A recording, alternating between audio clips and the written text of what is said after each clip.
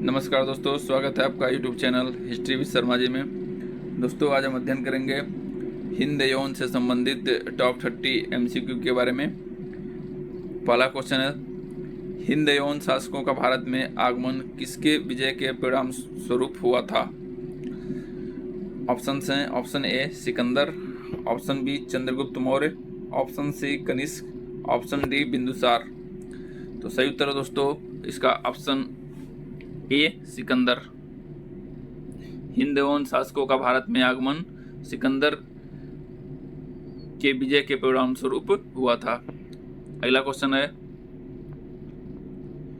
हिंद यौन शासक कौन सा सिक्का प्रचलन में लाए जो भारतीय मुद्रा प्रणाली पर आधारित था? ऑप्शन हैं, ऑप्शन ए तांबे के सिक्के, बी चांदी के सिक्के, सी सोने के सिक्के, डी पंचमार्क सिक्के। दोस्तों इसका जो सही उत्तर है वह है ऑप्शन बी चांदी के सिक्के। यौनों के चांदी के सिक्के दोस्तों ड्रम कहे जाते थे। ड्रम प्रयुक्त हुआ है। ड्रम शब्द जो है यौन द्वारा हिंद यौन शासकों के द्वारा जो सिक्का प्रचलन में लाया गया था चांदी का, उसको ड्रम कहा जाता था, ड्रम। अगला क्वेश्चन है, हिंद यौन साम्राज्य का सबसे प्रसिद्ध शासक कौन था? ऑप्शन हैं, option A Menander, option B Antiochus, option C Apollodotus, option C Demetrius. सही उत्तर दोस्तों इसका ऑप्शन ए मिनांडर। हिंद यौन साम्राज्य का सबसे प्रसिद्ध शासक था मिनांडर, जिसे मिलिंद भी कहा जाता है। मिलिंद और मिनांडर एक ही वर्ड है, एक ही व्यक्ति के लिए यूज हुआ है दोस्तों। अगला क्वेश्चन है, क्वेश्चन नंबर 4, मिनांडर का भारतीय नाम क्या था? ऑप्शन हैं, ऑप्शन ए मिलिंद, बी मलेच्छ, option C Meenakshi, option D Mitra. सही उत्तर दोस्तों इसका ऑप्शन ए मिलिंद। मिनांडर का भारतीय नाम था मिलिंद। यह एक प्रमुख हिंद यौन शासक था। अगला क्वेश्चन है, मिनांडर ने बौद्ध धर्म के प्रति अपनी रुचि किस बौद्ध भिक्षु के साथ चर्चा के दौरान दिखाई? इसका सही उत्तर दोस्तों option A Nagasena. Important question है दोस्तों यह। मिनांडर ने बौद्ध धर्म के प्रति अपनी रुचि किस बौद्ध भिक्षु के साथ चर्चा के दौरान दिखाई? तो इसका सही उत्तर है ऑप्शन ए नागसेन। दोस्तों हिंद यौन शासक मिलिंद, जिसको मिनांडर कहा जाता है, उसके विषय में सूचना हमें बौद्ध विद्वान नागसेन के मिलिंद पन्हो एक ग्रंथ जो लिखा गया है, मिलिंद पन्हो करके एक ग्रंथ है जो बौद्ध भिक्षु नागसेन के द्वारा लिखा गया है।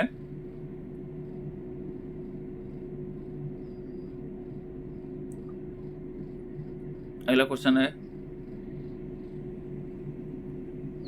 मिलिंद पन्हो ग्रंथ किसके बीच संवाद का संग्रह है? ऑप्शन हैं, ऑप्शन ए अशोक और बौद्ध भिक्षु, ऑप्शन बी नागसेन और मिनांडर, ऑप्शन सी चंद्रगुप्त और चाणक्य, ऑप्शन डी कनिष्क और बौद्ध भिक्षु। सही उत्तर दोस्तों इसका ऑप्शन बी नागसेन और मिनांडर। मिलिंद पन्हो ग्रंथ जो है वह नागसेन और मिनांडर के बीच के संवाद का संग्रह है। अगला क्वेश्चन है, हिंद यौन शासकों की राजधानी कौन सी थी? ऑप्शन से option A Taxila, option B Sanchi, option C Sagal, option D Ujjain. दोस्तों इसका जो सही उत्तर है वह है ऑप्शन सी साकल है दोस्तों यह, जिसको सियालकोट के नाम से भी जाना जाता था। साकल अथवा सियालकोट, ये हिंद यौन शासकों की राजधानी थी, साकल और सियालकोट। कुछ शासकों की राजधानी तक्षशिला भी थी। तो ऑप्शन जो केवल साकल दिया है तो इसका आंसर हो जाएगा साकल, सियालकोट अथवा तक्षशिला। हिंद यौन शासकों की राजधानी साकल, सियालकोट और तक्षशिला दोनों थी। अगला क्वेश्चन है, डेमेट्रियस ने भारत पर आक्रमण के बाद किस भारतीय क्षेत्र पर शासन किया? ऑप्शन हैं, option A Gandhara, option B Magadha, option C Kaushal, option D Avanti. सही उत्तर दोस्तों इसका ऑप्शन ए गांधार। डेमेट्रियस ने भारत पर आक्रमण के पश्चात गांधार क्षेत्र पर शासन किया। अगला क्वेश्चन है, हिंद यौन शासकों की कला शैली पर किस सभ्यता का प्रभाव था? ऑप्शन हैं, option A Maurya, option B Gupta, option C Greek, option D Shaka. सही उत्तर है दोस्तों इसका ऑप्शन सी ग्रीक। हिंद यौन शासकों की कला पर ग्रीक सभ्यता का प्रभाव दिखाई देता है।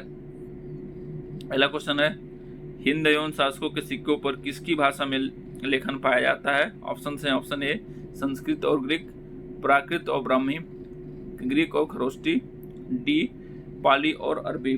सही उत्तर है दोस्तों इसका ऑप्शन सी ग्रीक और खरोष्टी। हिंद एवं शासकों के सिक्कों पर ग्रीक और खरोष्टी में लेखन पाया जाता है। अगला क्वेश्चन है, हिंद एवं शासकों का मुख्य उद्देश्य भारत पर आक्रमण करके क्या था? ऑप्शन है, ऑप्शन ए व्यापार विस्तार, ऑप्शन बी धर्म प्रचार, ऑप्शन सी सैन्य शक्ति का विस्तार, ऑप्शन डी सभी विकल्प सही हैं। सही उत्तर दोस्तों इसका ऑप्शन ए व्यापार विस्तार। हिंद एवं अथवा इंडो ग्रीक शासकों का जो मुख्य उद्देश्य भारत पर आक्रमण का था वह था व्यापार का विस्तार करना।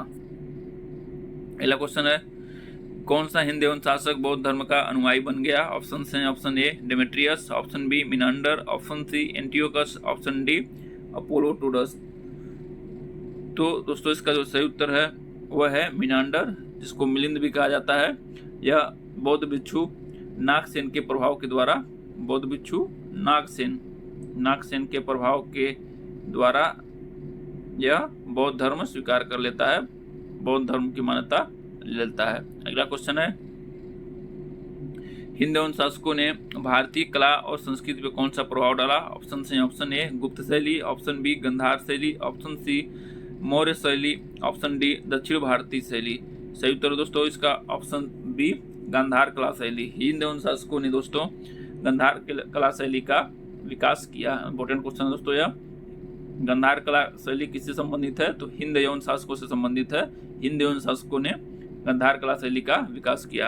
अगला क्वेश्चन है, हिंद एवं साम्राज्य का पतन किसके कारण हुआ? ऑप्शन है, ऑप्शन ए शक और कुषाण आक्रमण, ऑप्शन बी मौर्य साम्राज्य, ऑप्शन सी गुप्त साम्राज्य, ऑप्शन डी मुगलों का आगमन।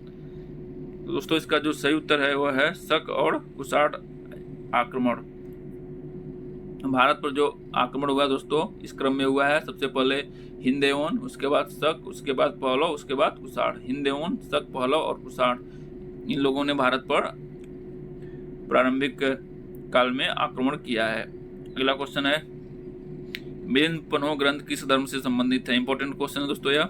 मिलिंद पन्हो किस धर्म से संबंधित है? सही उत्तर ऑप्शन है इसका दोस्तों ऑप्शन ए जैन धर्म, ऑप्शन बी बौद्ध धर्म, ऑप्शन सी वैदिक धर्म, ऑप्शन डी ईसाई धर्म।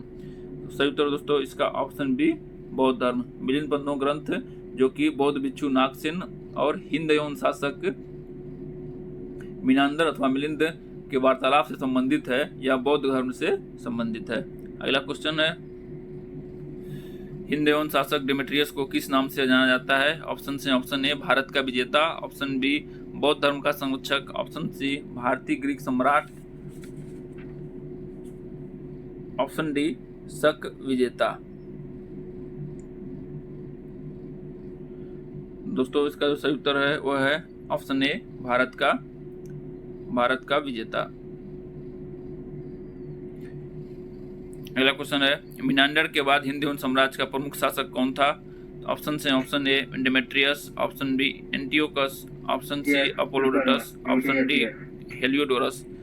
सही उत्तर दोस्तों ऑप्शन सी अपोलोडोरस।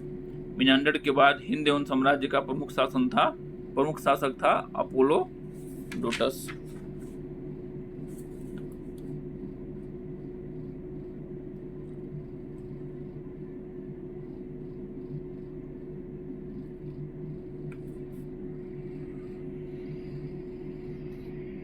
अगला क्वेश्चन है, हेलियोडोरस ने किस भारतीय राज्य के शासक के दरबार में राजदूत के रूप में काम किया? ये इंपॉर्टेंट क्वेश्चन दोस्तों। हेलियोडोरस ने किस भारतीय राज्य के शासक के दरबार में राजदूत के रूप में काम किया? ऑप्शन है, option A Magadha, option B Vidisha, option C Avanti, option D कौशल।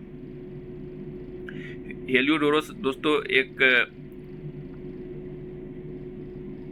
राजदूत था सर। हेलियोडोरस नामक एक राजदूत था और यह विदिशा में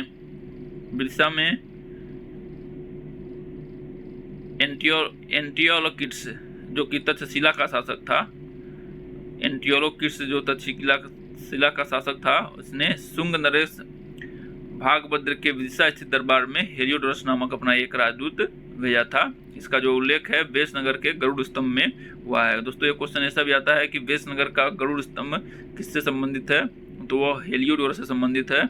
और एंटियालाकिड्स नामक जो हिंद एवं शासक था, जो कि तक्षशिला का शासक था, एंटियालाकिड्स, फिर से उसका नाम देखते हैं, एंटियालाकिड्स नाम है उसका, जो तक्षशिला का शासक था, एक प्रमुख हिंद एवं शासक था। उसने हेलियोडोरस नामक अपना एक राजदूत शुंग नरेश भागमद्र के विदिशा स्थित दरबार में भेजा था, जिसका उल्लेख जो है बेसनगर के गरुड़ स्तंभ लेख में हुआ है।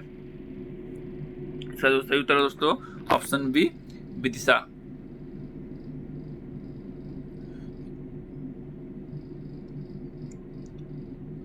शासक का जो नाम है दोस्तों वह है शुंग नरेश भागमद्र।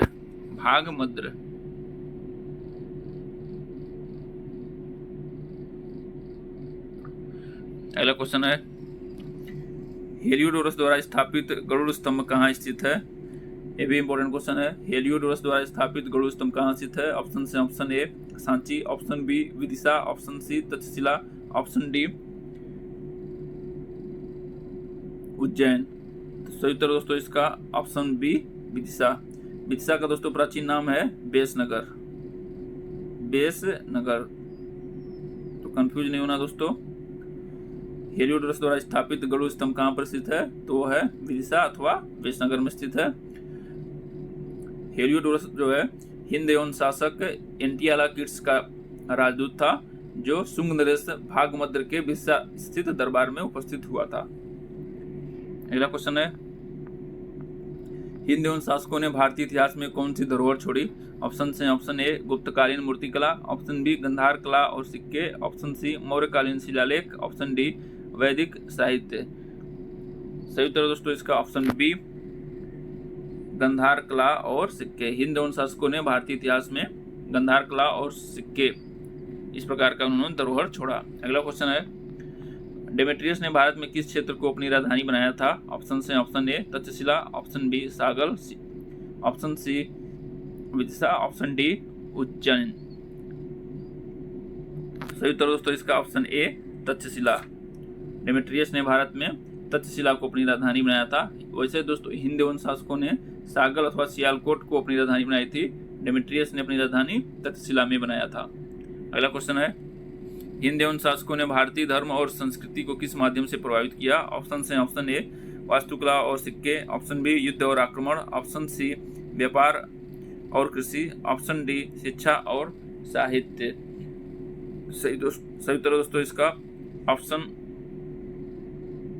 ए वास्तुकला और सिक्के।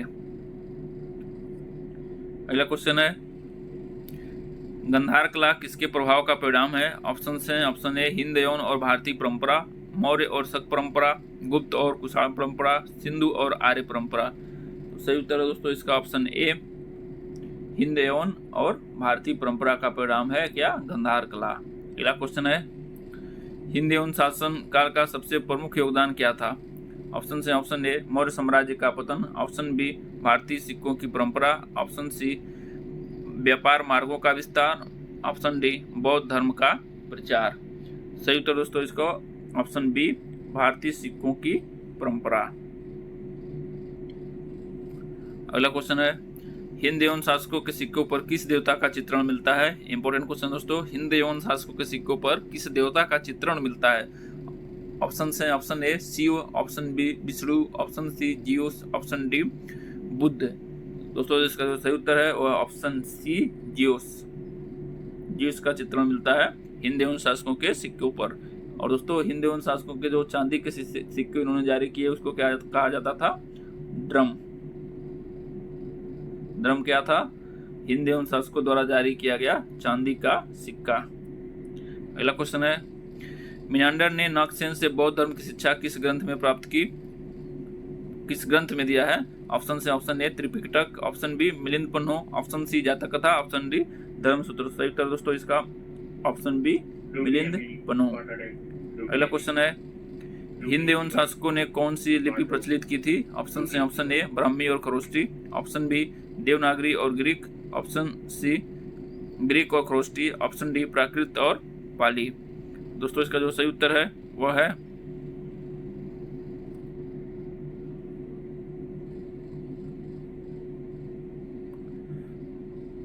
ऑप्शन सी ग्रीक और खरोष्टी। हिंद एवं शासकों ने कौन सी लिपि प्रचलित की? तो ग्रीक और खरोष्टी।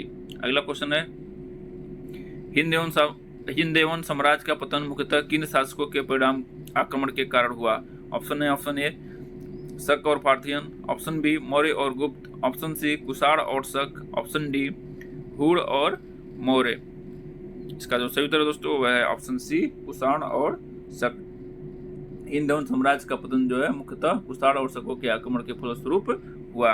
अगला क्वेश्चन है मिनांडर का साम्राज्य सबसे अधिक किस क्षेत्र तक फैला हुआ था? ऑप्शन है option A Punjab, option B Sindh, option C Magadha, option D Orissa. सही उत्तर दोस्तों इसका ऑप्शन ए पंजाब। अगला क्वेश्चन है हेलियोडोरस के गरुड़ स्तंभ पर किस देवता की स्तुति लिखी गई है? वेरी वेरी इंपॉर्टेंट क्वेश्चन दोस्तों यह। हेलियोडोरस के गरुड़ स्तंभ पर किस देवता की स्तुति लिखी गई है? ऑप्शन है option A Shiva, option B Vishnu, option C Buddha, option D Indra. सही उत्तर दोस्तों इसका ऑप्शन बी विष्णु। विष्णु भगवान की स्तुति लिखी गई है दोस्तों। हेलियोडोरस के गरुड़ स्तंभ पर भगवान विष्णु की स्तुति लिखी गई है। हेलियोडोरस कौन था दोस्तों? हेलियोडोरस एक हिंद यवन राजदूत था जो तक्षशिला के शासक एंटियालाकिड्स द्वारा भेजा गया था और यह शुंग नरेश भागमद्र के विदिशा स्थित दरबार में उपस्थित हुआ था। तो इस प्रकार से इसका जो सही उत्तर है वह है भगवान विष्णु। हेलियोडोरस के गरुड़ स्तंभ पर किस देवता की स्तुति लिखी गई है? तो वह है भगवान विष्णु।